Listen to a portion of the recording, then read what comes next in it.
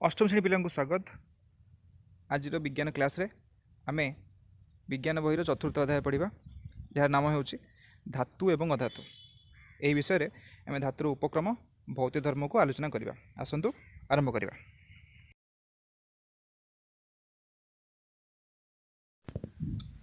धातु और अधातु धातु गुड़िक केतक निर्दिष्ट धर्म प्रदर्शन करती। से ही भौतिक धर्म धातु और अधातु मध्य पार्थक्य बुझा पड़े। आस से पार्थक्य गुड़ बुझा और भौतिक धर्म विषय जानिबा। एक अवस्था और दृढ़ता। धातुगुड़िक साधारण तापमात्रा दृढ़ बा शक्त अवस्था था, किंतु केतक धातुरे किसी व्यतिक्रम देखा जाए। पारद यार व्यतिक्रम। यह एक तरल धातु। गैलियम तरलांक खूब कम, एपरिक हाथ में धरले तार तरल अवस्था को चली आसे। सोडियम और पोटासियम अति नरम अटंती। सोडियम और पोटासियम एते नरम जे एमानकु छुरी रे कटा जाई पारिबो। एहीपरि भाव में विभिन्न प्रकार धातुर भौतिक अवस्था रही था। दुई तन्यता। धातुगुड़िकर तन्यता गुण अच्छी। पदार्थटी को चिमुटारे टाणी सरु तार परिणत करा जाई पारिले सही पदार्थ को तन्य पदार्थ कहती। सुना सबुठारु अधिक तन्य। यार गोटे ग्राम रु प्राय 3240 मीटर लंबा तार बाहर करा जाई पारिबो। तीन धातव औज्ज्वल्यता। प्रायतः समस्त धातु उज्ज्वलता गुण प्रदर्शन करती। धातुगुड़ी को घषिले सेमानकर पृष्ठ चकचक करे।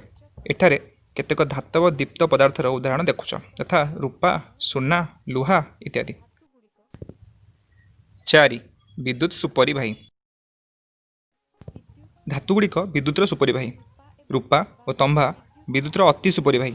एगुड़ी को परिवाही तार प्रस्तुत करिबारे व्यवहार करा जाए।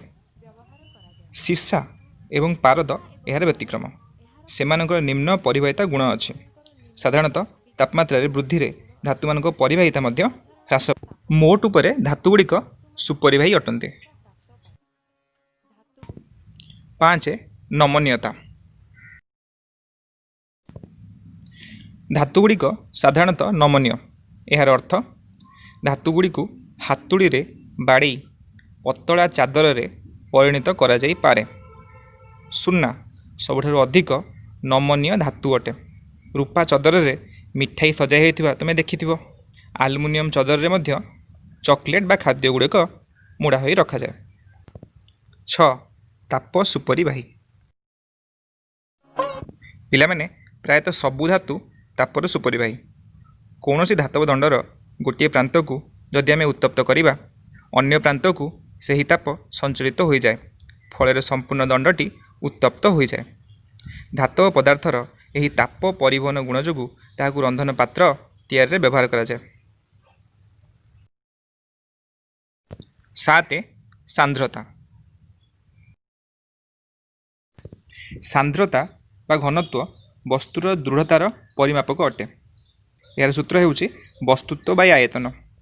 यार एकक ग्राम पर घन सेंटीमीटर किंबा किलोग्राम पर मीटर क्यूब अटे। ओस्मियम, सुना, हीरा, मैग्नेशियम, लिथियम सांद्रता भिन्न भिन्न चित्र रे प्रदर्शन करा जाउछि। एकक आयतन वस्तुत्व को तार घनत्व कहा जाए। धातवीय पदार्थर घनत्व 0.53 ग्राम पर सेंटीमीटर क्यूब रु 22.5 ग्राम पर सेंटीमीटर क्यूब मध्य थाए।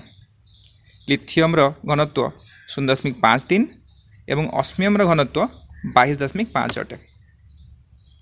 जो सबु धातुर घनत्व 5 ग्राम पर सेंटीमीटर क्यूब रु कम, से ही धातुगुड़ी को हालुका धातु कहा जाए। उदाहरण स्वरूप लिथियम, सोडियम, पोटासियम एवं मैग्नेशियम ये समस्त हालुका धातु। ठीक से हीपरि जो सबु धातुगुड़िकर घनत्व 5 ग्राम पर सेंटीमीटर क्यूब रु अधिक ताहाकु भारी धातु कहा जाए, यथा लुहा, तंभा, रूपा, सुना इत्यादि।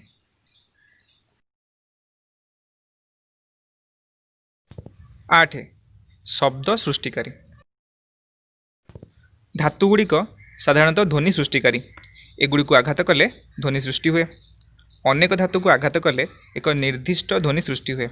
यही गुण जोगु धातुरु घंट घंटी आदि अनेक प्रकार वाद्ययंत्र तैयारी करा जाए।